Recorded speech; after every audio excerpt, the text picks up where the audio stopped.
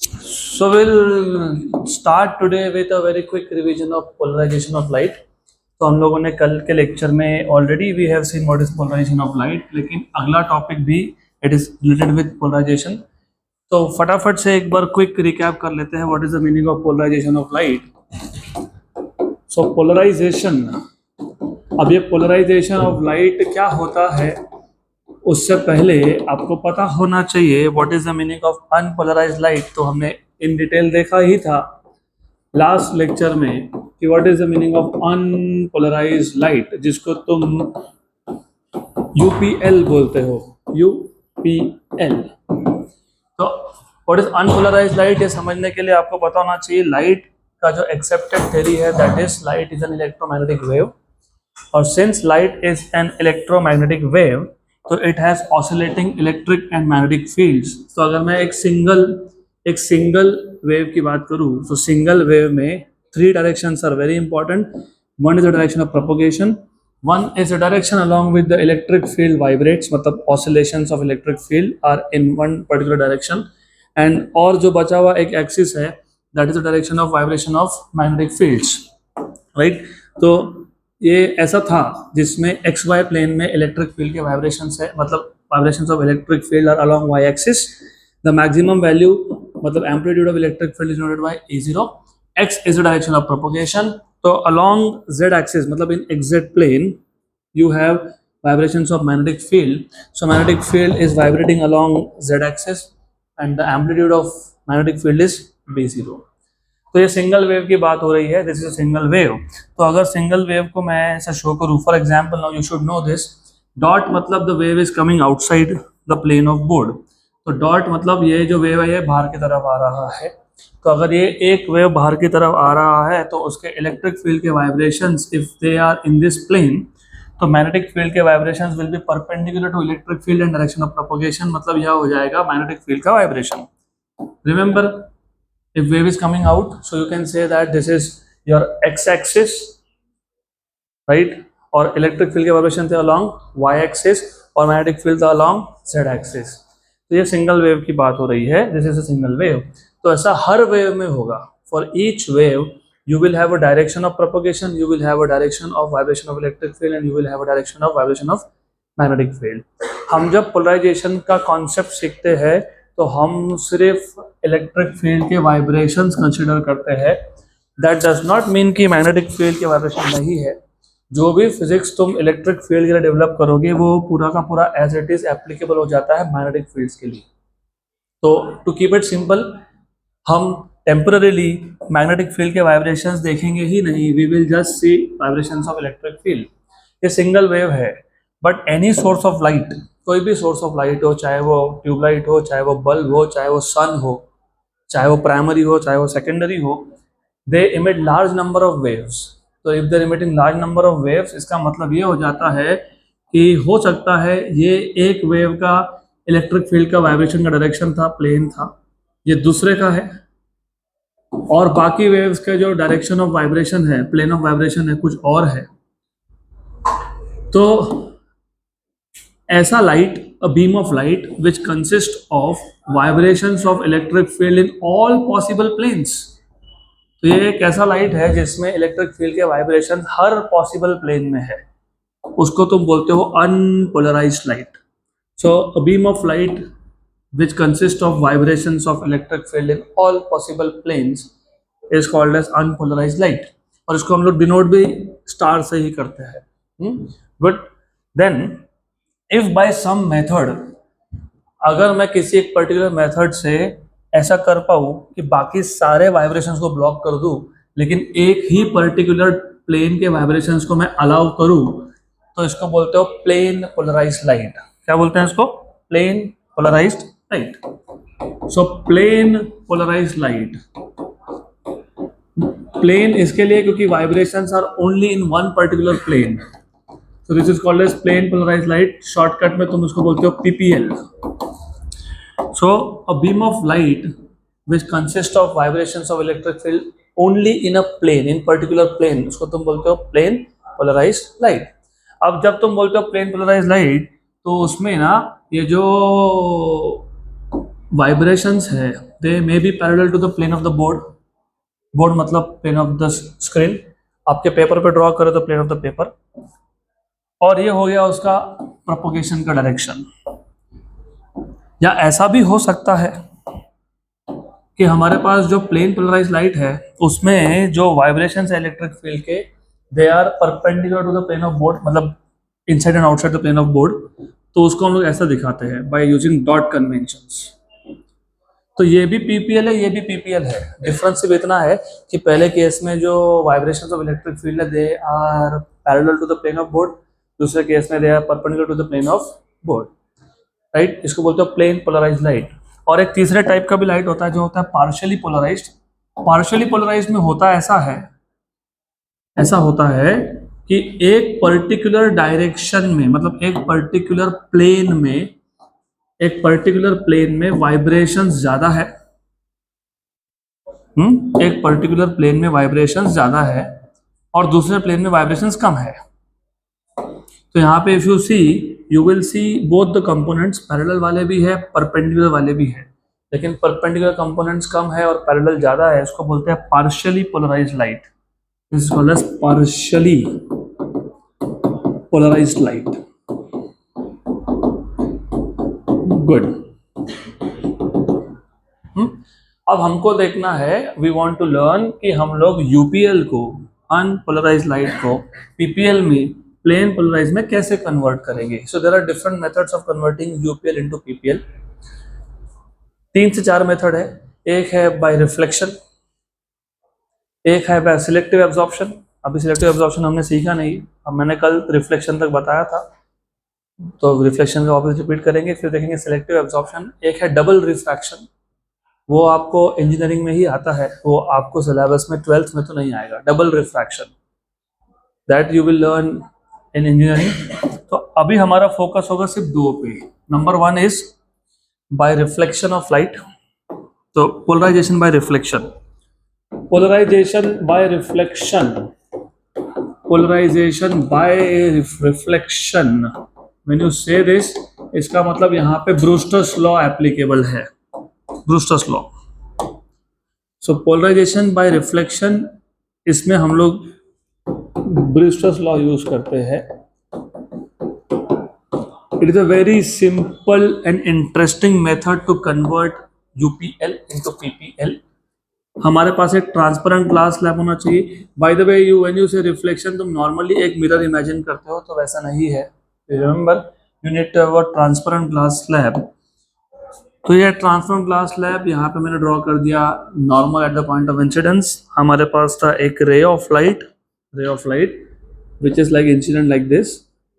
Maybe it is traveling from rarer to denser, so part of it will be refracted and part of it will be reflected.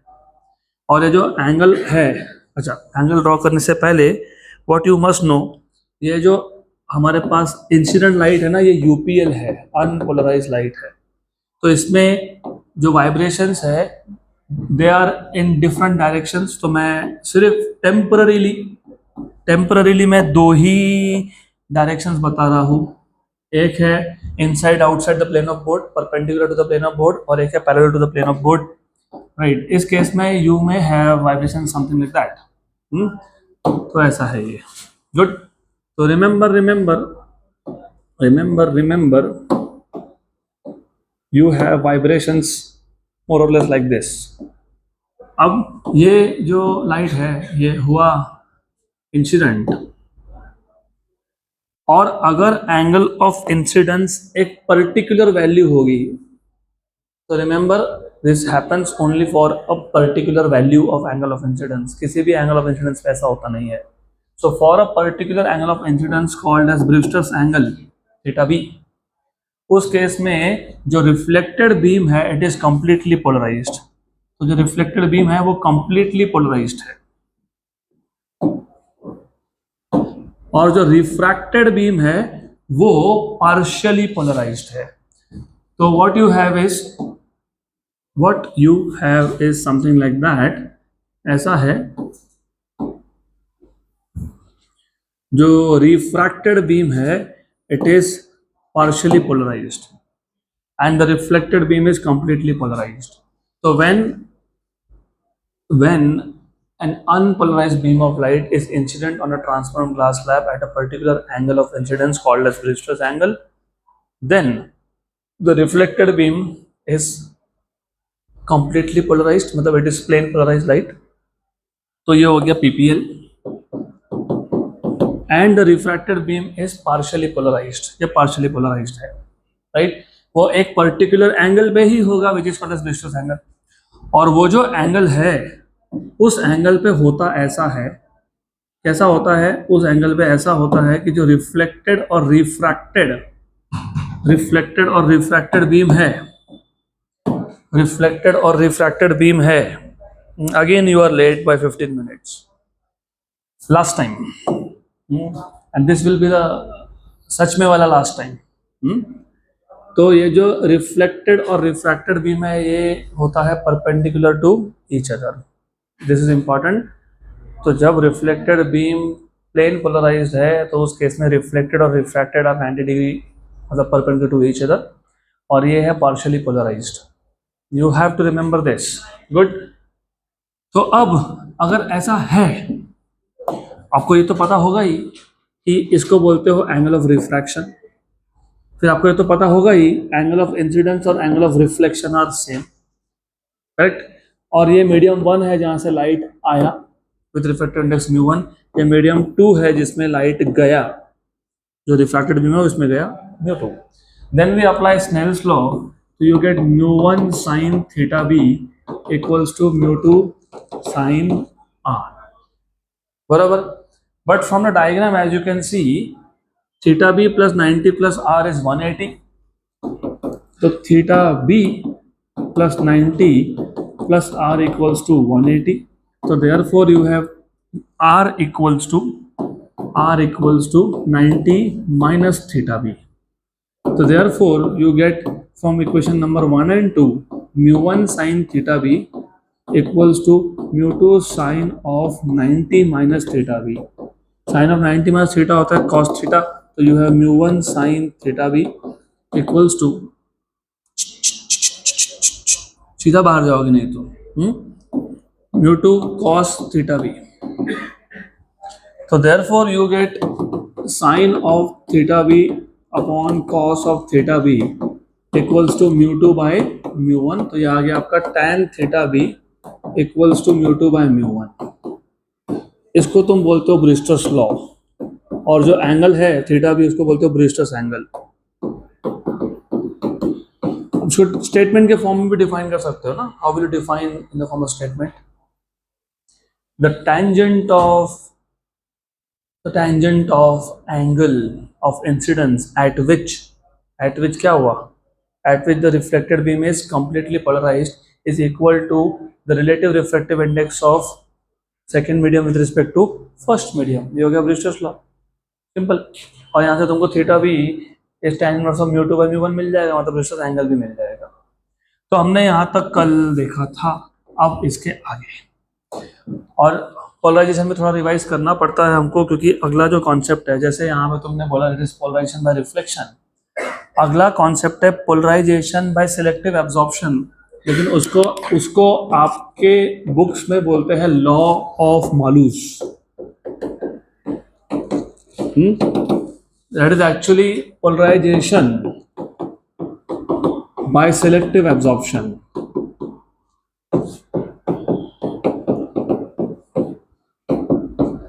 अब law of Malus क्या है वो समझने से पहले you have to know there are some special type of crystal. उसमें से एक है क्वार्ट्ज क्रिस्टल. क्वार्ट्ज मटेरियल का क्रिस्टल होता है, right. And there are also different materials. So there are some special kind of crystals. अगर light उसमें से पास हुआ तो वो क्रिस्टल क्या करता है, वो सारे वाइब्रेशंस में से, मतलब मैं जब बोल रहा हूँ लाइट पास हुआ तो अनपोलराइज्ड लाइट पास हुआ, तो वो क्या करता है कि अनपोलराइज्ड लाइट का सिर्फ किसी एक पर्टिकुलर प्लेन के वाइब्रेशन को पास होने देता है, बाकी सबको ब्लॉक करता है. ब्लॉक करता है मतलब बाकी सबको एब्जॉर्ब करता है. इसलिए हमने बोला सिलेक्टिव एब्जॉर्प्शन. वो सिर्फ एक पर्टिकुलर डायरेक्शन के वाइब्रेशन को अलाउ करेगा, बाकी सबको एब्जॉर्ब कर लेगा. ब्लॉक कर लेगा मतलब एब्जॉर्ब कर लेगा. That is what is called as selective absorption. अब ऐसा क्यों होता है, let us try to understand this with the help of a mechanical experiment. Mechanical मतलब physical experiment, mechanical wave use करके। तो जस्ट ट्राई टू अंडरस्टैंड, फिर मैं वापस इस पे आऊंगा। लेट अस से हमारे पास ना एक छोटा सा विंडो है, very small window. You have a extremely small window. Then what you do is you have a wall here, rigid support. अब तुमने क्या किया, इस रिजिड सपोर्ट पे, इस वॉल पे एक रस्सी को बांध लिया और इसको तुम यहां से पास कर रहे हो through this small window. Now imagine that ये जो स्ट्रिंग है उसका जो फ्री एंड है, आप उसको up down side wise vibrate करवा रहे हो। तो when you are moving it up down side wise etcetera etcetera, मतलब ये एक अनपोलराइज्ड वेव जैसा बिहेव करेगा, क्योंकि vibrations are in all possible planes. तो हमने क्या किया, हमने इसको वाइब्रेट करवाया up and down side wise in all the possible planes. तो ये एक अनपोलराइज्ड वेव बन गया, राइट। और ये मैकेनिकल वेव है, क्योंकि string is a material and a wave which requires a material medium is called as a mechanical wave. होगा क्या after passing through this window, can you have a guess? ये जो vibration से all plane में, उसमें से एक ही vibration pass होगा, कौन सा? जो वो विंडो को पैरेलल है। बाकी सारे क्या हो जाएंगे? एब्जॉर्ब हो जाएंगे, मतलब ब्लॉक हो जाएंगे, राइट। तो ये जो विंडो है ना, इसको हम लोग बोलते हैं पोलराइजर। क्या बोलते हैं इसको? पोलराइजर। अब एक छोटा सा प्रॉब्लम और है। प्रॉब्लम ये है कि जो विंडो के इस तरफ से देख रहा है, उसको थोड़ी पता है कि विंडो के उस पार अनपोलराइज्ड वेव था। उसको तो हमेशा एक ही कंपोनेंट दिखने वाला है यहाँ पे, बराबर। तो उसको थोड़ी समझेगा कि लाइट अनपोलराइज का पोलराइज में कन्वर्ट हो गया है। For that some observer over here, उसको हमेशा एक ही कंपोनेंट दिखने वाला है, क्योंकि no matter how you place this window, तुम विंडो को रोटेट भी कर लो तो कम से कम एक कंपोनेंट तो पास होगा जो विंडो को पैरेलल है। एग्री? पक्का पक्का? यहाँ पे वाइब्रेशन से ऑल डायरेक्शंस में, ठीक है नहीं? ऐसे तो vibrations were in all directions. Window में से कौन सा वाइब्रेशन पास होगा? पैरेलल। तो मैं अगर विंडो को रोटेट भी कर लेता हूं तो कम से कम एक वाइब्रेशन तो विंडो को पैरेलल होगा ही, मतलब एक वाइब्रेशन तो पास होगा ही। मतलब यहाँ पे जो ऑब्जर्वर है उसको कम से कम एक वाइब्रेशन दिखने वाला है, irrespective of the position of the window. तो हमको समझेगा कैसे कि लाइट सच में पोलराइज होके आया कि पहले से ही पोलराइज था? उसके लिए हम लोग और एक विंडो रख देंगे और इस विंडो को बोलेंगे एनालाइजर, क्योंकि ये एनालिसिस करेगा। It will do the analysis and will tell us कि सच में लाइट पोलराइज होकर आ रहा है कि नहीं। Now the observer is over here. अब इसको मैं लाइट के लिए कन्वर्ट करने वाला हूं, तो पहले इसको समझ लो। एनालाइजर आ गई। Now what you will do is, अब इसको बोल देंगे एक्सिस ऑफ पोलराइजर, इसको बोल देंगे axis of analyzer. Now you see, अगर मैं एनालाइजर को रोटेट करता हूं, if I rotate this analyzer, तो पता है क्या होने वाला है? You know what is going to happen now? पता है क्या होगा? यहां पे पोलराइजर में से पास होने के बाद यहां एक कंपोनेंट तो आ गया, लेकिन वो एनालाइजर से पूरा का पूरा कंपोनेंट पास नहीं हो पाएगा। कितना कंपोनेंट पास होगा वो डिपेंड करेगा what is the angle between the axis of analyzer and the axis of polarizer, theta. इसको बुक्स में बोलते हैं it will depend on the angle between plane of polarizer and the plane of analyzer. Plane मतलब axis, तो मैं plane ये word नहीं use करूंगा। आई डू दिस बिकॉज फिर वो प्लेन पोलराइज लाइट और ये प्लेन कंफ्यूजन हो जाएगा। तो रिमेंबर, अब ऐसा है कि जैसे जैसे तुम थीटा की वैल्यू चेंज करोगे वैसे वैसे यहाँ पे जो वेव आ रहा है उसका एम्पलीट्यूड चेंज होता जाएगा। और अगर 90 डिग्री कर दिया, 90 डिग्री, तो जीरो हो जाएगा।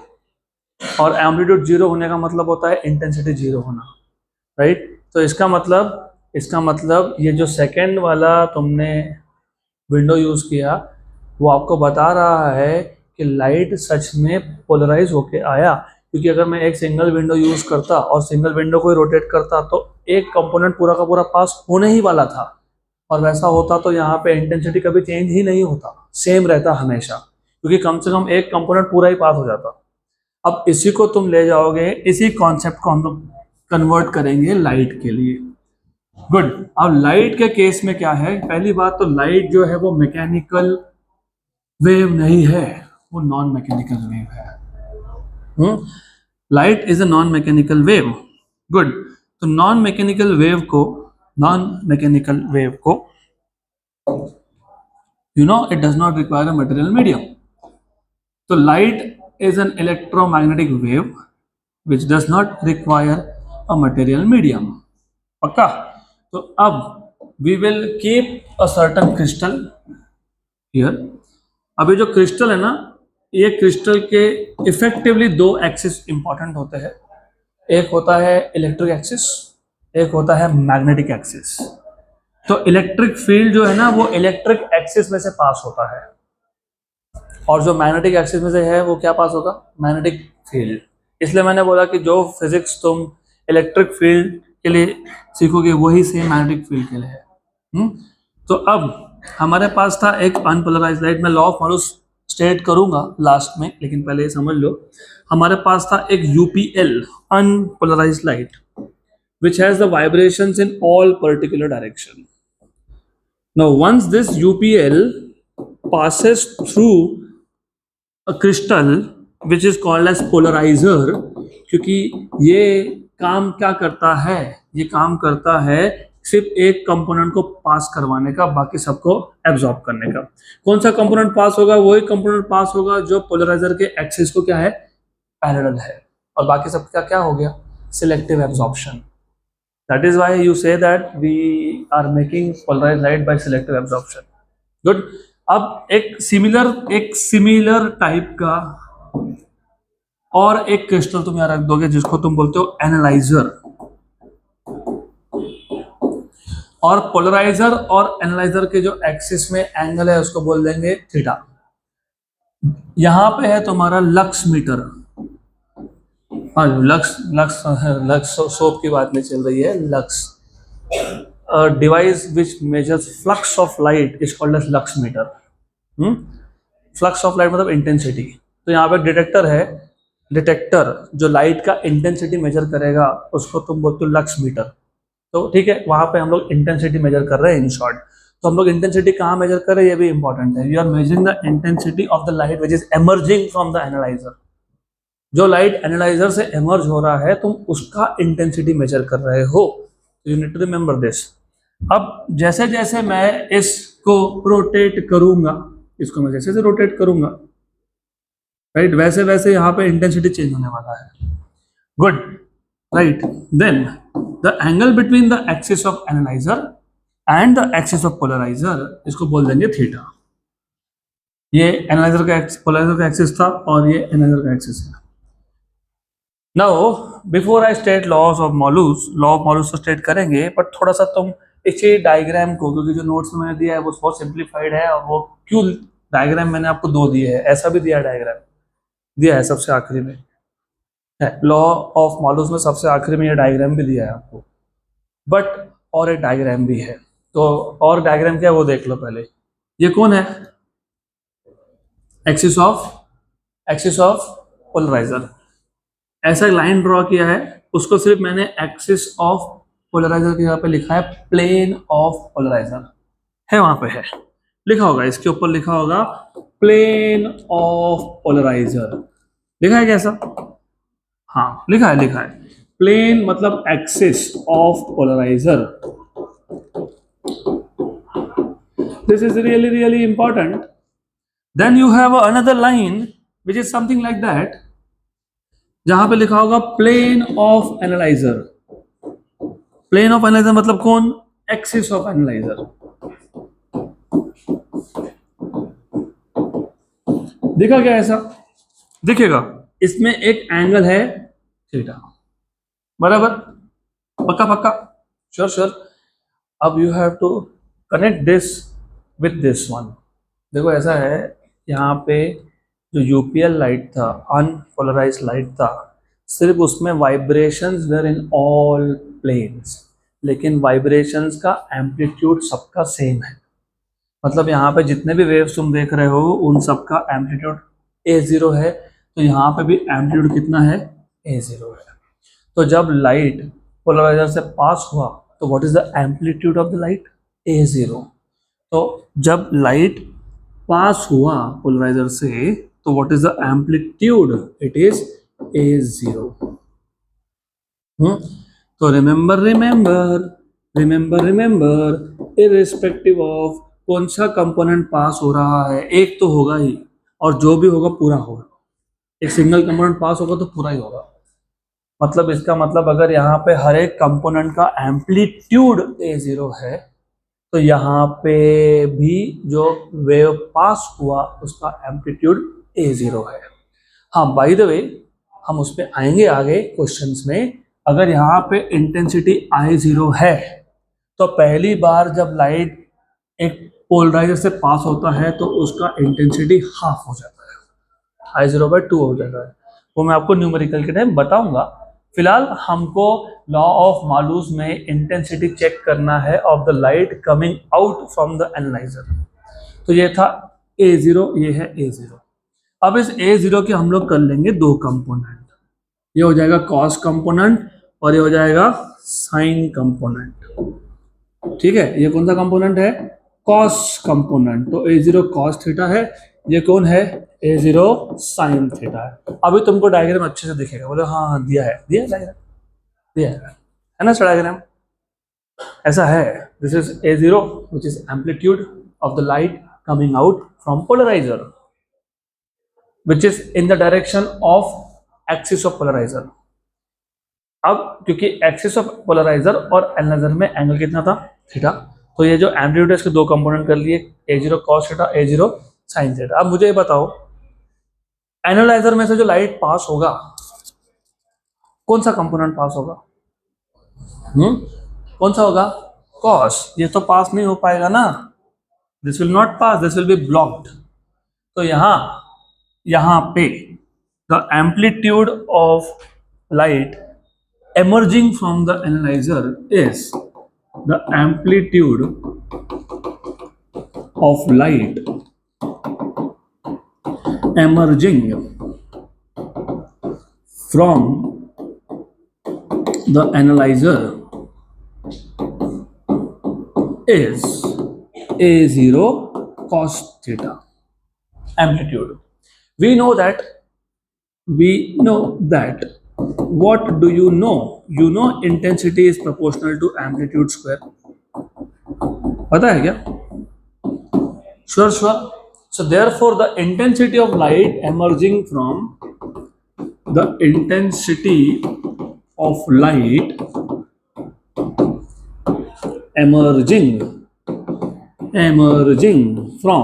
कहाँ से, एनालाइजर से, emerging from analyzer is I proportional to amplitude square. What was the amplitude?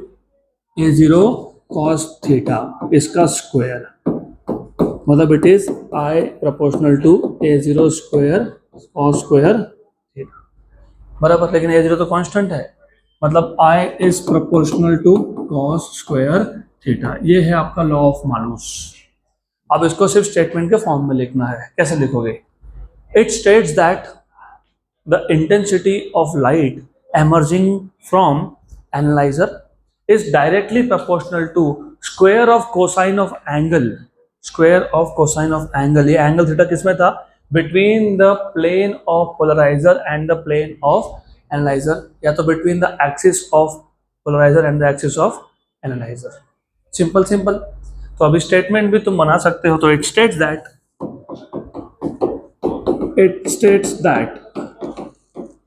the intensity of light emerging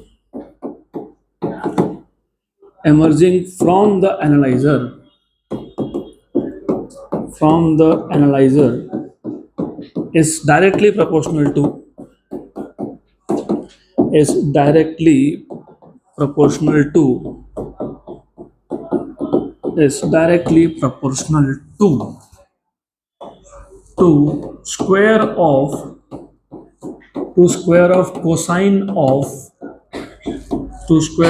cosine of angle between plane of polarizer, plane of transmission of polarizer भी लिखते हैं, plane of polarizer भी लिखते हैं, axis of polarizer भी बोलते हैं.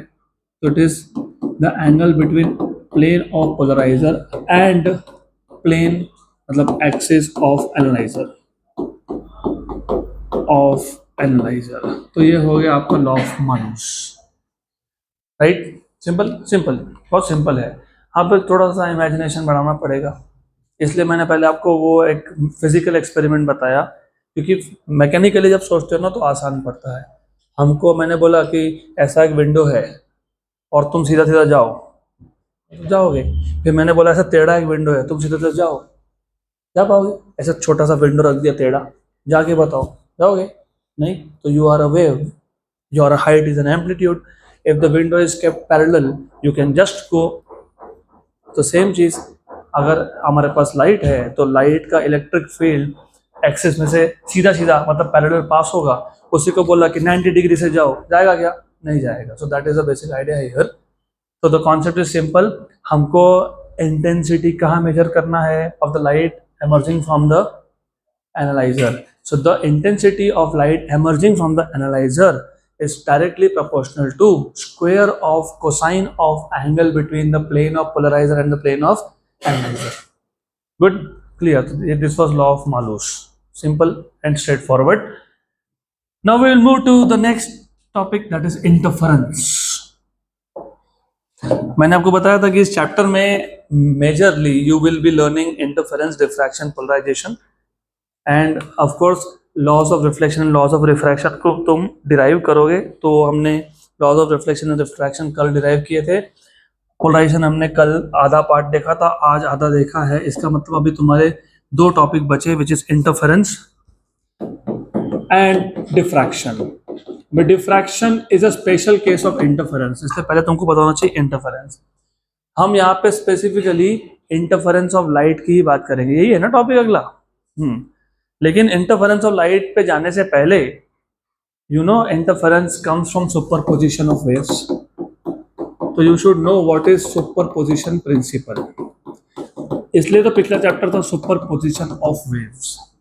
तो इफ यू रिमेंबर, अभी याद होना चाहिए, हाँ, what is superposition? What is superposition principle?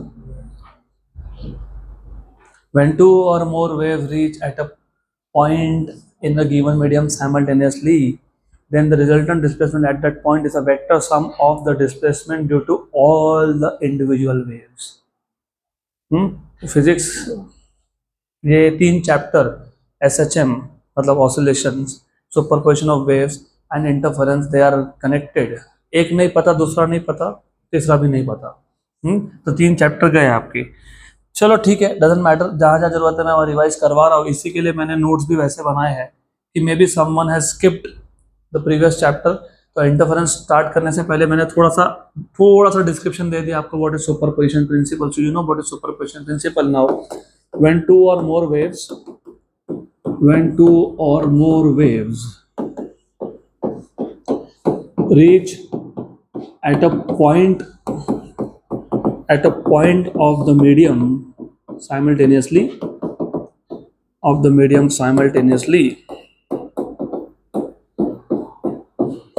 then the resultant displacement at that point is the vector sum of the displacements due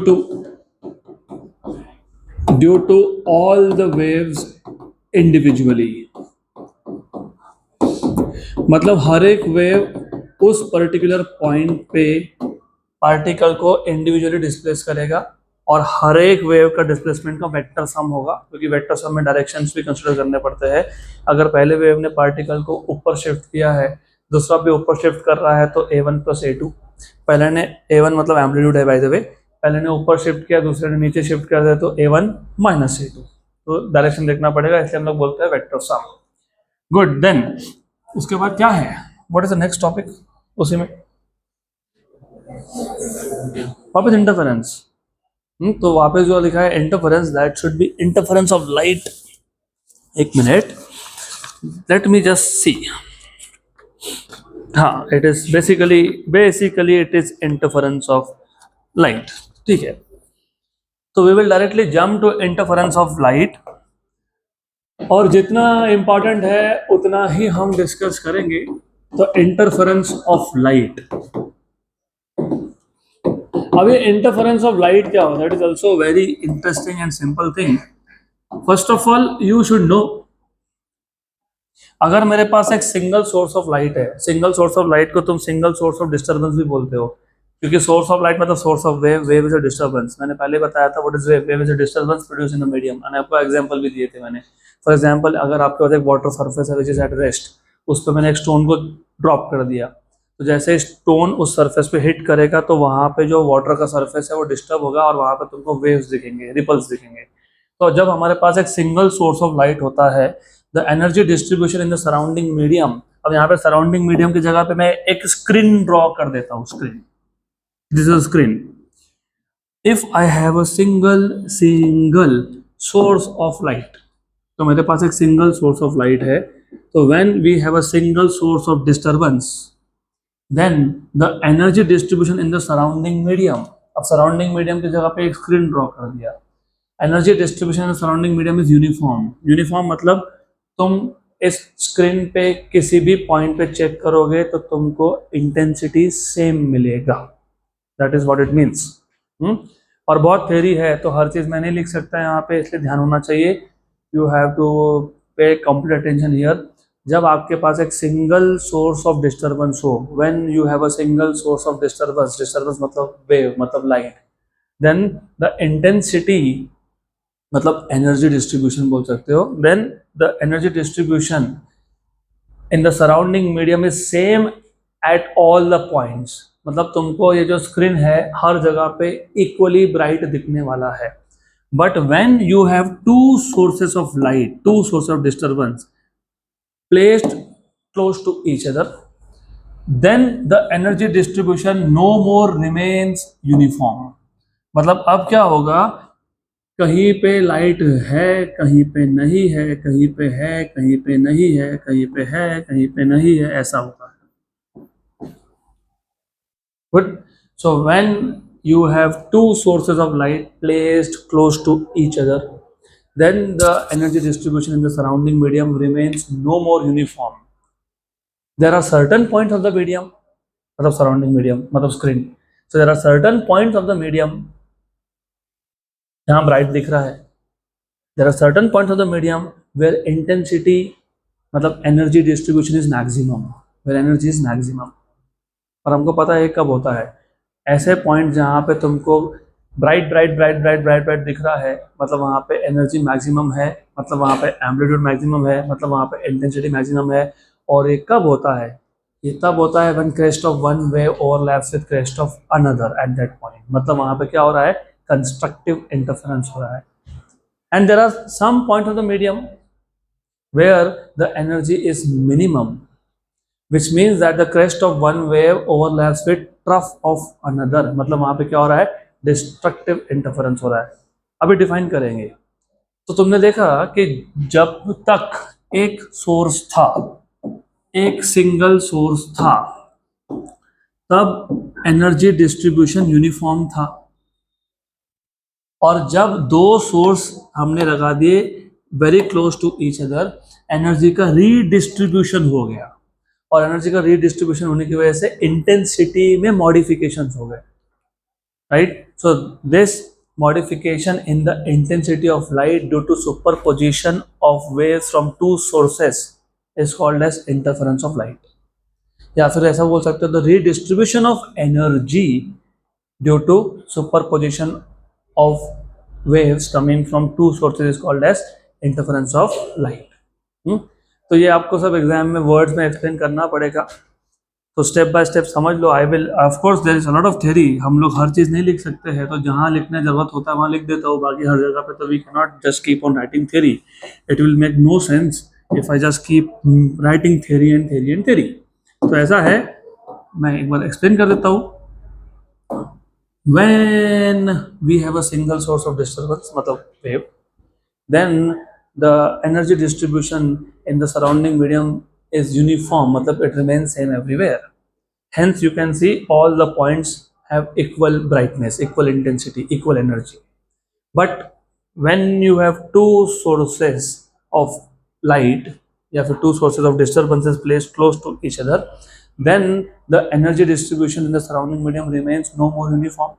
There are certain points of the medium, ये जो bright दिख रहा है वो, where energy is maximum, मतलब where intensity is maximum. तो ऐसे points पे क्या होता है? At such points, the crest of one wave overlaps with crest of another. And then there are some points of the medium where energy is minimum, मतलब intensity is minimum. At those points, crest of one wave overlaps with the trough of another. Hence, because of this, you have redistribution of energy. मतलब intensity pattern में modification है. यहाँ पे intensity uniform था, यहाँ पे non uniform है.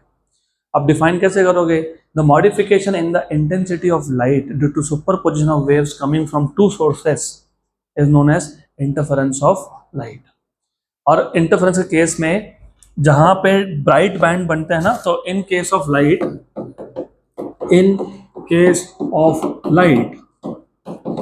alternate bright and dark bands are formed. Alternate bright and dark bands are formed.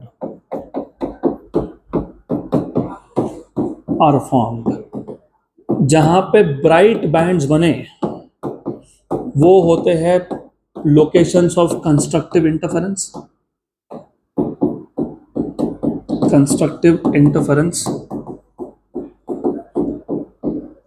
और जहां पे डार्क बैंड होता है, those are the locations of destructive interference.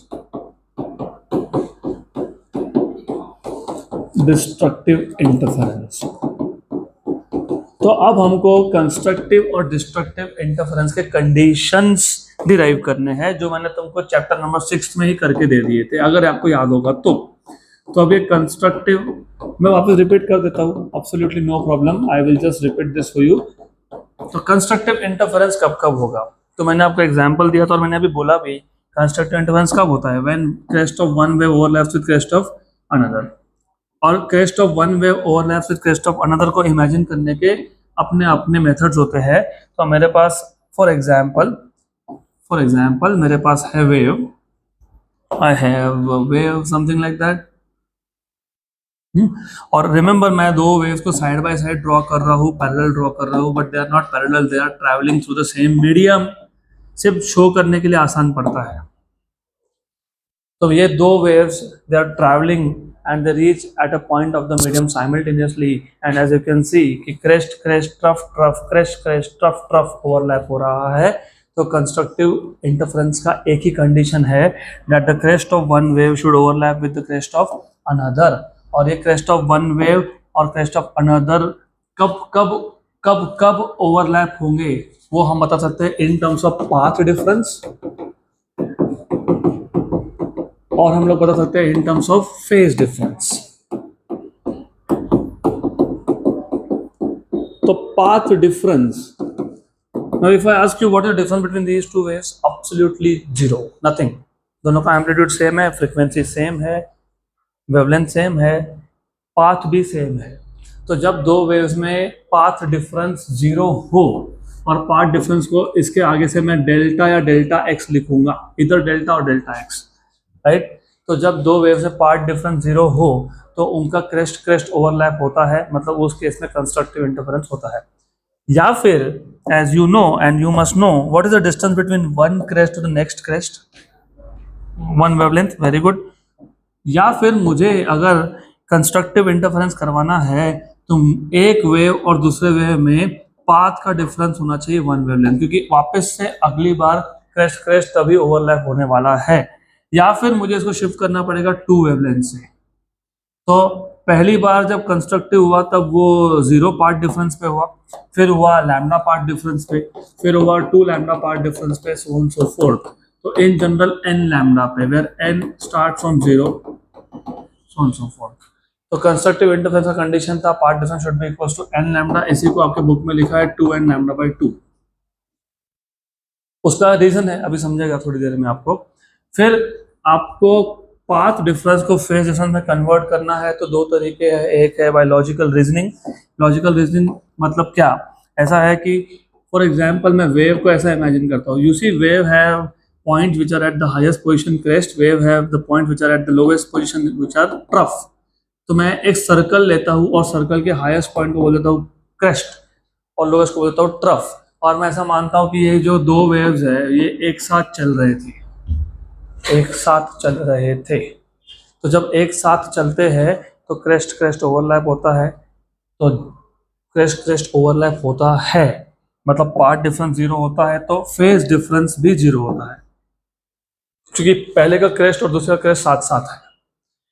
फिर मैं ऐसा इमेजिन करता हूँ कि पहला वेव जहां था वहीं है, लेकिन दूसरा वेव एक चक्कर काट के आ गया, एक चक्कर काट के आ गया तो कितना एंगल कवर करके आ गया 2 पाई। वापस से क्रेस्ट क्रेस्ट ओवरलैप हो रहा है तो 2 पाई पे भी ओवरलैप होगा।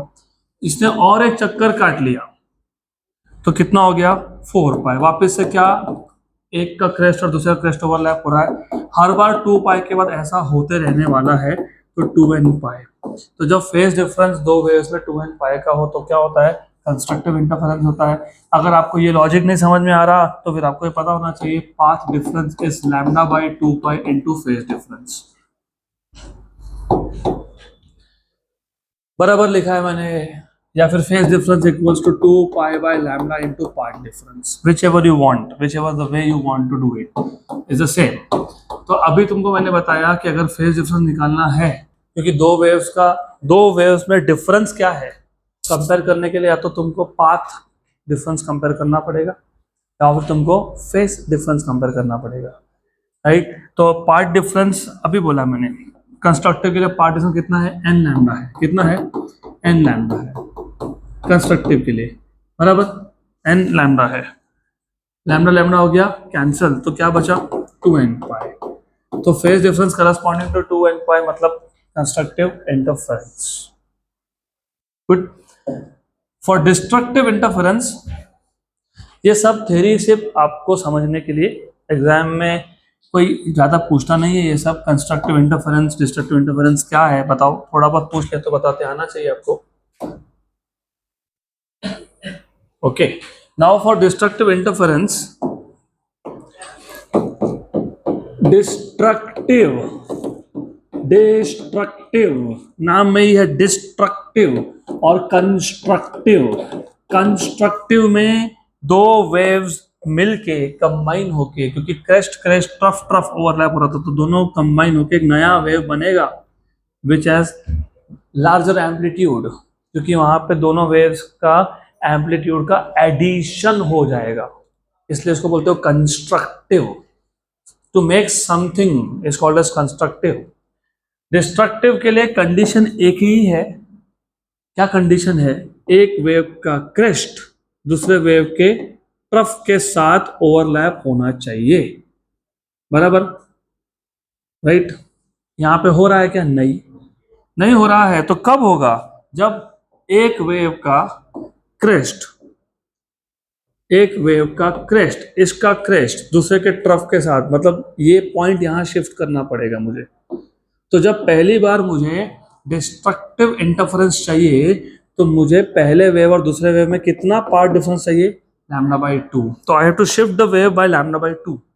तो the first time when I want to have destructive, the path difference should be lambda by 2 से पहली बार, first time you have to shift it here, and next time onwards वापस से क्रेस्ट एंड ट्रफ ओवरलैप कब होगा, जब ये वाला पॉइंट यहां आ जाएगा। मतलब अब कितने से शिफ्ट करना है, लैम्डा से। तो अब कितने शिफ्ट करना है लैम्डा से, तो लैम्डा बाय 2 प्लस लैम्डा कितना हो गया 3 लैम्डा बाय 2, राइट। उसके बाद और एक बार तुमको शिफ्ट करना पड़ेगा अगेन बाय लैम्डा, तो what is 3 lambda by 2 plus lambda 5 lambda by 2, then you have 7 lambda by 2, so on so forth। सही है, तो इसको मैं कैसे लिख सकता हूँ, इसको लिख सकता हूँ मैं 2n प्लस 1 लैम्डा बाई 2। अभी थोड़ा ध्यान देना, नहीं तो फिर गए गए अगला कुछ नहीं समझ में आएगा। 2n plus 1 lambda by 2, put n equals to 0, क्या हो गया lambda by 2, put n equals to 1, क्या हो गया 3 lambda by 2, put n equals to 2, क्या आ गया 5 lambda by 2। Now you see यहाँ पे इन लोगों ने कंस्ट्रक्टिव के लिए 2n लैम्डा बाई 2 क्यों लिखा, तो if you notice if you put n equal to 0, put n equal to 0 यहाँ पे इसमें put n equal to 0, कितना आया 0, बराबर। put n equals to 1, n equals to 1 कितना आया lambda. put n equals to 2 lambda, n equals to 3, सही है बराबर, गुड। अब इसको थोड़ा सोचते जाओगे, इफ यू थिंक यहाँ पे लैम्डा बाई 2 है, यहाँ पे भी कितना है लैम्डा बाई 2 है, लेकिन यहाँ पे क्या क्या आ रहा था 1 lambda by 2, 3 lambda by 2, 5 lambda by 2, 7 lambda by 2, मतलब these are odd multiples of lambda by 2 and these are even multiples of lambda by 2, इसलिए इसको ऐसा भी लिखते हैं। I do not recommend doing this, फालतू का कंफ्यूजन क्रिएट होता है, यही रखो एन लैम्डा, लेकिन आपके बुक्स में ऐसा लिखा होता है कि कंस्ट्रक्टिव इंटरफेरेंस कब होता है, when you have path difference equals to even multiple of lambda by 2, even multiple of lambda by 2 मतलब 0 lambda by 2, 2 lambda by 2, 4 lambda by 2, 6 lambda by 2, 8 lambda by 2, 0 lambda by 2 तो 0 ही हो गया, 2 lambda by 2 कितना हो गया lambda, 4 lambda by 2 कितना हो गया 2 लैम्डा, 6 लैम्डा बाई 2 कितना हो गया 3 लैम्डा। तो you have constructive interference when you have path difference as integral, even integral multiple of lambda by 2, ये इवन मल्टीपल है ना, और डिस्ट्रक्टिव कब होता है ऑड। अब थोड़ा सा मैं नोटेशन और भी चेंज करता हूँ, तो अभी ध्यान दो, मैं जानबूझ के करता हूँ because I don't want to get confused.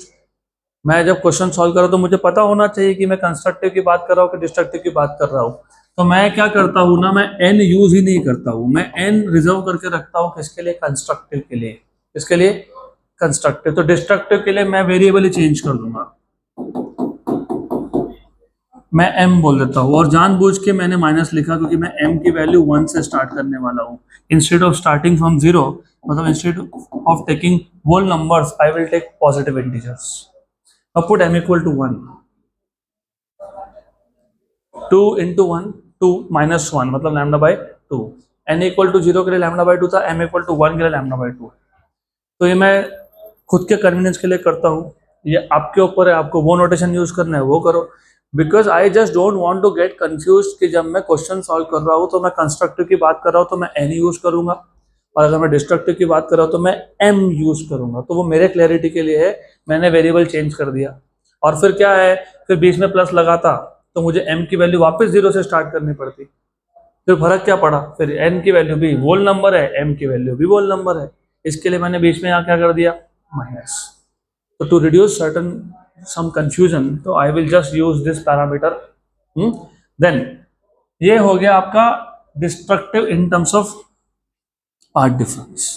अब in terms of phase difference, फिर अगर सोचोगे सर्कल का एनालॉजी लोगे तो crest is the topmost point, trough is the bottommost point। पहले ये थे हम साथ साथ है, दोनों वेव साथ साथ थे तो कंस्ट्रक्टिव होता है। डिस्ट्रक्टिव के लिए एक का क्रेस्ट दूसरे के ट्रफ के साथ ओवरलैप होना चाहिए, तो कितना फेज डिफरेंस होना चाहिए pi, crest and trough they are diametrically opposite, तो पाई, या फिर कितना होना चाहिए 3 पाई क्योंकि पाई प्लस 2 पाई, या तो फिर कितना होना चाहिए 5 पाई, 7 पाई, 9 पाई, मतलब ऑड मल्टीपल ऑफ पाई, इसको तुम लिखते हो 2m माइनस 1 पाई या फिर 2n plus 1 pi, depending on जो भी वेरिएबल तुमको यूज करना है उसके हिसाब से। तो फॉर ये तो पार्ट डिफरेंस था, फेज डिफरेंस के टर्म्स में लिखना है तो तुम 2 pi by lambda into path difference लिख दो, वो भी चलता है। 2 pi by lambda into path difference कितना था 2n प्लस 1 लैम्डा बाई 2 बराबर। कैंसिल कैंसिल कैंसिल कैंसिल, तो कितना आ गया? ये आ गया आपका 2n+1 पाई, या फिर इन टर्म्स ऑफ m लिखना है तो 2m-1 पाई, बराबर, गुड। और इसका एक एडवांटेज भी होता है, थोड़ी देर में समझेगा। m यूज करने का एक फायदा भी है, बताता हूँ मैं। आफ्टर अ वाइल, थोड़ा और थ्योरी डेवलप होने के बाद समझेगा कि why did I change to this particular parameter, थोड़ी देर में समझेगा। देन अब यहाँ तक क्लियर? तो you know conditions for constructive and destructive interference in terms of path difference and in terms of phase difference, सही है। अब हमको ये सारा का सारा इन टर्म्स ऑफ, पहले तो हमको दो वेव्स लेने पड़ेंगे, क्योंकि बेसिकली दो वेव्स का इंटरफेरेंस हो रहा है। तो दो वेव जब लोगे तो दो वेव के दो इक्वेशन लेने पड़ेंगे, और फिर हमको ये शो करना पड़ेगा कि जो दो वेव्स है उनका जब इंटरफेरेंस होता है, मतलब सुपरपोजिशन होता है, तो जो नया वेव बनता है वो भी सिंपल हार्मोनिक प्रोग्रेसिव वेव होता है, क्योंकि ये दो प्रोग्रेसिव वेव्स थे और सेम डायरेक्शन में जा रहे थे, राइट। तो when two waves are travelling in the same direction, they superpose to form a new wave. If these two are progressive simple harmonic progressive waves, the resultant waves should also be simple harmonic progressive wave. So I will start with let first wave is y1 equals to a sin omega t.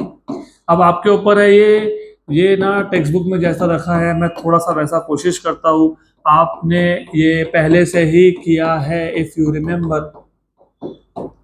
Superposition of waves में। लेकिन What is the phase difference between first wave and second wave? phi1 minus phi2. मैं एक काम करता हूँ, maths को simple करने के लिए ना मैं phi1 की वैल्यू 0 मान लेता हूँ और phi2 को phi बोल देता हूँ। क्या बोलता हूँ? phi. तो what is the phase difference? phi. It is the same, still the same. phi2 minus phi1. सिर्फ यहाँ पे phi2 की वैल्यू phi है और phi1 की वैल्यू 0 है। अब जब ये दो वेव सुपरपोज होंगे तो जो नया वेव बनेगा वो क्या होगा? y1 plus y2 according to the superposition principle, the two waves will superpose to form a new wave. So y1 plus y2, you have a1 sin omega t plus a2 sin omega t plus phi. अब मैंने notes में इसका के solve नहीं करके दिया क्योंकि तुमने दो बार ऑलरेडी कर लिया, एक बार सिंपल हार्मोनिक मोशन में ऑसिलेशन में और एक बार सुपरपोजिशन ऑफ वेव्स में। लेकिन फिर भी अगर करना है तो इसको sine of a plus B का फॉर्मूला अप्लाई करना पड़ेगा। So you will have y equals to a1 sin omega t plus a2 sin a cos b, मतलब sin omega t cos phi plus cos a, मतलब cos omega t sin phi. But then you have y equals to a1 sin omega t plus a2 sin omega t cos phi plus a2 cos omega t sin phi. फिर तुम पहले और दूसरे term में से you can take out sin omega t common निकाल लो, तो sin ओमेगा t बाहर आ गया। You have a1 plus a2 cos phi plus a2 cos omega t sin phi। और जहां पे तुम मैथमेटिकली स्टक हो जाओ, मैंने बहुत बार बताया है, सब्स्टिट्यूशन। तो लेट अस से कि ये जो a1 plus a2 cos phi है ये r cos डेल्टा है, where r is the resultant amplitude. दोनों वेव्स का सुपरपोजिशन होने के बाद जो नया वेव बनेगा उसका जो एम्पलीट्यूड होगा वो r है और जो रिजल्टेंट फेज होगा वो डेल्टा है। अगर तुम इसको ऐसा अज्यूम कर रहे हो, यहाँ पे देखो cos phi वाला तुमने अज्यूम किया, तो यहाँ पे भी sin phi तुमको अज्यूम करना पड़ेगा। तुमको a2 sin phi को बोलना पड़ेगा r sin डेल्टा, मतलब ये तुमको इक्वेशन नंबर 2 इक्वेशन नंबर 1 में सब्स्टिट्यूट करना पड़ेगा। तो from 1 and 2 therefore from equation number 1 and 2 you will get y equals to sin omega t। ये कौन है? r cos डेल्टा है, तो sin ओमेगा t तो था ही, ये कौन था? r cos delta plus plus plus plus cos omega t को तो वैसा ही रखा है हमने। a2 sin phi क्या था? r sin delta. क्या कॉमन निकला? r कॉमन निकला। ओके, क्या बचा? sin omega t cos delta plus cos omega T sine delta which is basically sine A cos B plus cos A sine B, तो R sine of omega T plus delta. तो ये जो resultant wave है this is also which simple harmonic progressive wave. अब सिर्फ notation I will have to verify, I don't remember if in the notes मैंने same notation रखी है कि आई हैव चेंज समथिंग, क्योंकि जब नोट्स लिखने बैठता हूँ तब जो दिमाग में आता है वो लिख देते हैं हम लोग, मतलब आता है मतलब दिमाग में आता है, मतलब बेसिकली ये डेल्टा आर इसकी बात कर रहा हूँ मैं। Okay good. उधर फाई बोला है, ठीक है, वो वैसे भी फेज डिफरेंस ही है, वो वैसे भी phi two minus phi one है, और वैसे भी फाई टू और फाई वन तुमको पता ही है, फाई टू क्या है फाई है, फाई वन क्या है जीरो है, तो इस केस में फेज डिफरेंस जो रिजल्टेंट फेज है वो फाई आएगा, doesn't matter is the same. हो गया, हो गया। What will be R, how do you find out R, how do you find out R, क्या करते हो उसको स्क्वायर एंड ऐड, तो जो इक्वेशन नंबर 2 है ना, इन दोनों को स्क्वायर एंड ऐड करके जो आपको रिजल्टेंट एम्पलीट्यूड मिलेगा, अभी मैं वो सॉल्व नहीं करके दे रहा, हमने बहुत बार किया, वो आपको पता होना चाहिए। अभी resultant amplitude is R equal to under root of, बताओ तो क्या आएगा, a1 square plus a2 square plus 2a1 a2 cos of phi, क्योंकि जब तुम स्क्वायर और ऐड करोगे तो आर स्क्वायर कॉमन निकलेगा, sine square delta plus cos square delta 1 हो जाएगा, तो इक्वेशन में डेल्टा तो नहीं आएगा, इसको सॉल्व करना पड़ेगा, कुछ नहीं है, 2-3 स्टेप्स है वो तुम करोगे, अब it is expected from you that you will do and you will show this. आ गया, इसके आगे इज इंपॉर्टेंट, तो नाउ द ये रिजल्टेंट एम्पलीट्यूड है, this is after superposition, दो वेव्स का सुपर पोजिशन होने के बाद जो वेव बना उसका एम्पलीट्यूड है, right. We know that, what do you know, what is the resultant intensity proportional to square of amplitude, so therefore you have I proportional to इसका स्क्वायर, मतलब क्या a1 square plus a2 square plus 2a1 a2 cos phi, ये आ गया आपका resultant intensity IR। अब इसमें दो केसेस बनेंगे, कौन से दो, कंस्ट्रक्टिव एंड डिस्ट्रक्टिव, राइट, क्योंकि हमने तो ये जनरल फॉर्मूला बनाया ना, वो तो फेज डिफरेंस बताएगा ना कि कंस्ट्रक्टिव है कि डिस्ट्रक्टिव है, अगर फेज डिफरेंस 2n पाई आया तो कौन है कंस्ट्रक्टिव है, और अगर 2m माइनस 1 पाई आया तो कौन है डिस्ट्रक्टिव है। So for constructive interference, for constructive interference you will have phase difference as 2n pi, तो you will have cos of 2n pi, याद रखना ये 2n pi में n की वैल्यू 0 1 2 3 4 है, तो जब 0 डालोगे तो cos 0, what is cos 0 1 है ना, जब n की वैल्यू 1 डालोगे तो cos of 2 pi 1, 2 डालोगे तो cos of 4 pi 1, 6 pi 1, क्योंकि पीरियोडिक है ना ये, और पीरियड भी 2 pi होता है cos और sin का, पीरियड मतलब हर बार 2 पाई के बाद कॉस और साइन की वैल्यू सेम आती है, it repeat itself after a period of 2 pi, तो ये हमेशा क्या आएगा 1, so this goes there. And by the way constructive interference में इंटेंसिटी क्या होता है पता है आपको, मैक्सिमम होता है, क्या होता है maximum, intensity is maximum, so therefore you can say that the resultant intensity now is maximum intensity and is equal to is proportional to, ठीक है, इज प्रोपोर्शनल टू भी लिखा तो कोई दिक्कत नहीं है, इज प्रोपोर्शनल टू क्या आएगा a1 square plus a2 square plus 2a1 a2, what is this, what is this, a1 plus a2 का ब्रैकेट स्क्वायर, बराबर, correct, good. Then for destructive interference, for destructive interference,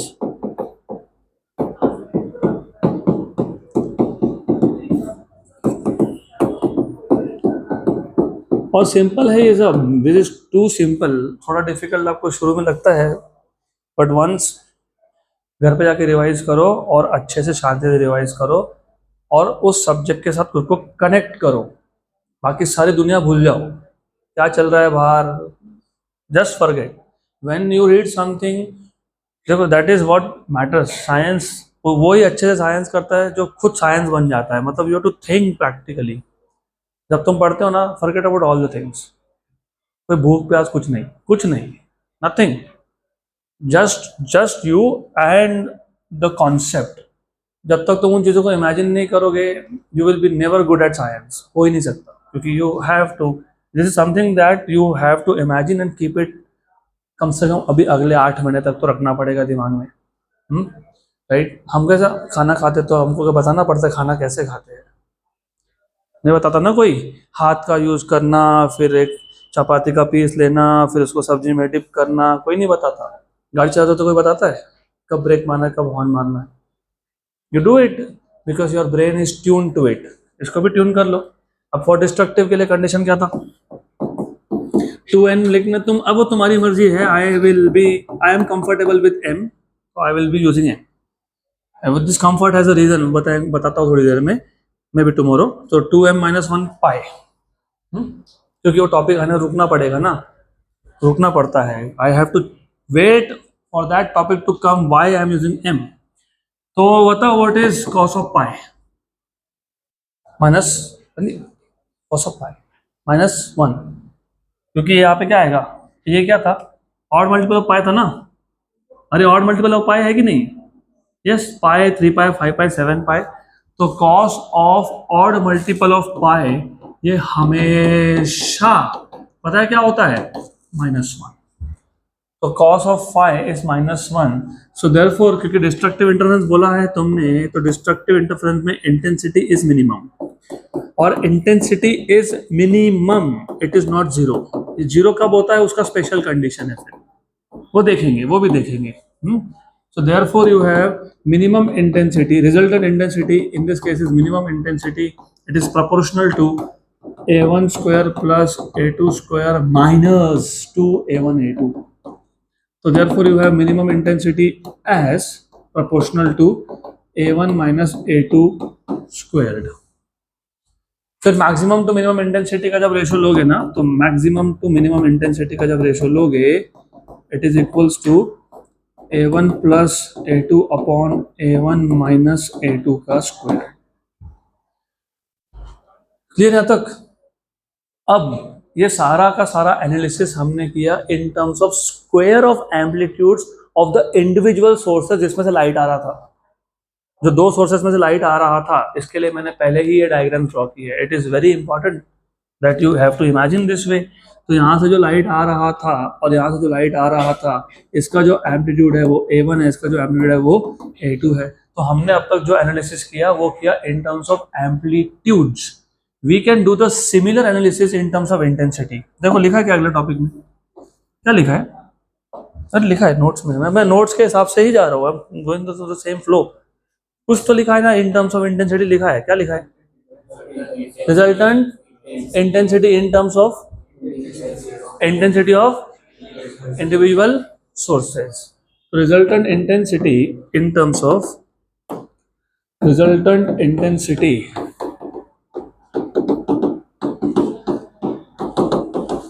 in terms of intensities of individual sources of individual sources। तो तुमको पता है, तुमको क्या पता है कि I proportional to a square है, मतलब I1 proportional to a1 square है, मतलब root of I1 is proportional to a1, और similarly root of I2 will be proportional to a2। सही है? करेक्ट। तो अब जो मैंने रिजल्टेंट इंटेंसिटी का जो फॉर्मूला बनाया था, अगर याद होगा, a1 स्क्वायर ऐसा था ना, plus a2 square plus 2a1 a2 cos of phi, था ना ऐसा? अरे अभी तो किया, अभी तो बनाया था। ये देखो, ये देखो, ये देखो, है ना? तो अभी इन टर्म्स ऑफ इंटेंसिटी जब लिखोगे, सबसे पहले जब तुम इन टर्म्स ऑफ इंटेंसिटी लिखते हो तो प्रोपोर्शनलिटी की जगह पे इक्वल टू आता है, क्योंकि वहां पे प्रोपोर्शनलिटी कांस्टेंट 1 बन जाता है। वो एम्पलीट्यूड था। अब थोड़ा सा डायमेंशनली भी सोचो, इसलिए डायमेंशनल एनालिसिस भी इंपॉर्टेंट होता है। important, very important. Right hand side, left hand side of the equation is intensity, right hand side of the equation is amplitude square. Both are dimensionally not same, इसलिए तुमने proportionality लिखा, क्योंकि कुछ constant होगा जो dimension same करने का काम करेगा। इसलिए इंटेंसिटी को जब एम्पलीट्यूड के टर्म में लिखते हो तो प्रोपोर्शनल लिखते हो, लेकिन जब इंटेंसिटी को इंटेंसिटी के टर्म में लिखते हो तो इक्वल टू लिखते हो। और A1 square was proportional to I1, तो I1 A2 square proportional to I2, 2 A1 was proportional to root I1 and A2 was proportional to root I2, तो root I1 I2 cos phi, बराबर। ये आ गया आपका resultant intensity in terms of intensities of individual sources, बराबर है, good. अब अगर वो नोट्स में शायद नहीं दिया मैंने, पर अगर आपको मैक्सिमम इंटेंसिटी की बात करनी है तो कंस्ट्रक्टिव होगा। कंस्ट्रक्टिव के लिए cos phi की वैल्यू कितनी होती है, 1, अभी देखा हमने, तो वो 1 होती है, तो वो 1 होती है, तो वो cos phi की वैल्यू 1 लिख दी हम लोगों ने। तो what is I max? It is root of I1 plus root of I2 का स्क्वायर। और सिमिलरली अगर आपको मिनिमम इंटेंसिटी मतलब डिस्ट्रक्टिव की बात करनी है तो it turns out to be root of I1 minus root of I2 का स्क्वायर। और मैक्सिमम टू मिनिमम हमने ऑलरेडी सुपरपोजिशन ऑफ वेव्स में ये सारे फॉर्मूला यूज किए, तो you will have this as root of I1 plus root of I2 upon root of I1 minus root of I2 का square, बराबर। अब एक स्पेशल केस देखते हैं, एक स्पेशल केस देखते हैं। पहले हम लोग एक काम करेंगे, हम स्टार्ट करेंगे इस इक्वेशन से। IR क्या था ये, I1 plus I2 plus 2 root I1 I2 cos phi। अब अगर मैं इमेजिन कर लेता हूं कि I1 और I2 ये दोनों इंटेंसिटी सेम है, मतलब एम्पलीट्यूड सेम है, जो दो सोर्सेस थे उन दो सोर्सेस से जो एम्पलीट्यूड्स आ रहे हैं वो सेम है, मतलब इंटेंसिटी सेम है। और ये जो मैं आज बता रहा हूँ ना, इसका सीधा कनेक्शन अगले लेक्चर के साथ है। आज का थोड़ा सा याद रहा तो अगला लेक्चर तुमको बहुत आसानी से समझेगा। हम थ्योरी को मैथ्स में और मैथ्स को वापस थ्योरी में लाते हैं, तो अभी तक थ्योरी बताया था उसको मैथ्स में ला रहा हूँ। अभी ये मैथ्स है जिसमें तुम बोल रहे हो कि इंटेंसिटीज आर सेम, मतलब एम्पलीट्यूड आर सेम। इसके वजह से क्या होता है वो देखो, if you have the two intensity same, you have IR equals to I plus 2 root I, मतलब 2I स्क्वायर हो गया, I स्क्वायर का रूट वापस I बन जाएगा cos phi। तो IR इक्वल्स टू ये आ जाएगा 2I plus 2I cos phi। You can take out 2I common, तो रिजल्टेंट इंटेंसिटी बन जाएगा आपका 2I कॉमन के साथ 1 plus cos phi। You know what is 1 plus cos phi? 2 cos square phi by 2। 1 plus cos theta is 2 cos square theta by 2. So therefore you have IR equals to 2I, 1 plus cos phi is 2 cos square phi by 2. So this is equals to 4I cos square phi by 2। ये बन गया आपका resultant intensity का equation, but under a condition that I1 and I2 are same, मतलब A1 and A2 are same, बराबर। और resultant intensity कहाँ पे, स्क्रीन पे, जहां पे दोनों वेव्स आ गए एक साथ। वो दो वेव्स अलग थे, वो जब एक साथ एक पॉइंट पे पहुंच गए तब इंटेंसिटी, रिजल्टेंट इंटेंसिटी कितना था, ठीक। अब अगर कंस्ट्रक्टिव इंटरफेरेंस हुआ, अब अगर कंस्ट्रक्टिव इंटरफेरेंस हुआ, इसका मतलब जो इंटेंसिटी है वो मैक्सिमम होगी, यस और नो। तो इस केस में I max की वैल्यू तुमको मिलेगी। कंस्ट्रक्टिव इंटरफेरेंस के लिए, कंस्ट्रक्टिव इंटरफेरेंस के लिए फाई की वैल्यू कितनी होनी चाहिए, 2n पाई, 0, 2 पाई, 4 पाई, 6 पाई, 8 पाई। इसका मतलब 5/2 कितना होना चाहिए, n पाई, मतलब कितना, कितना 0 पाई, 2 पाई, 3 पाई, 4 पाई, 5 पाई, 6 पाई, 7 पाई। कंस्ट्रक्टिव के लिए क्या कंडीशन थी, 2n पाई, 2n पाई था ना, 0, 2 पाई, 4 पाई, 6 पाई, 8 पाई। लेकिन हमको इक्वेशन में क्या आ गया, 5/2, तो 5/2 कितना है, n pi. What is the meaning of n पाई, 0, पाई, 2 पाई, 3 पाई, 4 पाई, 5 पाई, 6 पाई। आपको पता है cos ऑफ 5/2 मतलब cos ऑफ n पाई, पता है कितना होता है? 0 पे कितना होता है? 1, पाई पे कितना होता है? -1, 2 पाई पे कितना होता है? 1, 3 पाई पे कितना होता है? -1। तो ये पता है कितना होता है? +-1। और अगर ये +-1 है तो इसका स्क्वायर क्या होगा? Always +1। So therefore cos square 5/2 is +-1 का स्क्वायर, दैट इज इक्वल टू +1। इसका मतलब पता है कि मैक्सिमम इंटेंसिटी कितना हो गया? 4i, क्योंकि cos स्क्वायर की जो वैल्यू है तो 1 हो गई, तो कितनी हो गई? 4i, 4 times the intensity of each source, 4 Guna, 4 times. और अगर डिस्ट्रक्टिव होना होगा, डिस्ट्रक्टिव इंटरफेरेंस अगर होने वाला होगा तो उस केस में फेस डिफरेंस कितना होता है? 2m-1 पाई, मतलब 0, सॉरी, पाई, 3 पाई, 5 पाई, 7 पाई, ओके, 0 नहीं है, 0 नहीं, पाई, 3 पाई, एक्सेट्रा एक्सेट्रा। तो what will B pi by 5/2? It will be 2m-1 पाई/2। m की value 1 पाई/2, 2 3 पाई/2, 3 5 पाई/2। You know what is cos of pi/2, 3 pi/2, 5 pi/2, 7 pi/2? It is 0, all zeros. So these are zeros. So what will be the minimum intensity? 0. अब ये जो आज तुमने सीखा इसका connection कल के साथ, नेक्स्ट लेक्चर के साथ क्यों है बता देता हूँ मैं। जब आपके पास दो सोर्सेस है और इंटेंसिटीज दोनों सोर्स का सेम है, तो यू सी जहाँ पे ब्राइट बैंड बना वहाँ पे इंटेंसिटी इज 4i, और जहाँ पे डिस्ट्रक्टिव हुआ वहाँ पे इंटेंसिटी इज 0। मतलब या तो लाइट है या तो नहीं है। इसको बोलते हैं शार्प कॉन्ट्रास्ट। कॉन्ट्रास्ट लड़कियों को ज़्यादा पता होगा क्योंकि कपड़े के टाइम तुम बहुत सिलेक्टिव रहते हो ना। कॉन्ट्रास्ट नहीं बैठ रहा, what do mean by contrast? You are like white and black, good contrast, white and black, good contrast, white and black, good contrast. तो जहाँ पे ऐसा गुड कॉन्ट्रास्ट हो तो पैटर्न एकदम शार्प क्लियर कट दिखता है कि लाइट है या तो नहीं है। और जहाँ है, जहाँ जहाँ लाइट है वहाँ वहाँ इक्वली ब्राइट है, और जहाँ नहीं है वहाँ तो नहीं है। तो उस केस में the pattern will be a very clear pattern. अगर इंटेंसिटी सेम नहीं हो तो इंटरफेरेंस पैटर्न तो होता है, लेकिन क्या होता है, जहाँ पे कंस्ट्रक्टिव है वहाँ पे ज़्यादा ब्राइट है, जहाँ पे डिस्ट्रक्टिव है वहाँ पे फेंट है, कम ब्राइट है, लेकिन लाइट है। इधर टाइप 0 हो गया ना इंटेंसिटी। तो to obtain a steady interference pattern, that is one of the conditions that the intensities of the two sources should be same. पक्का?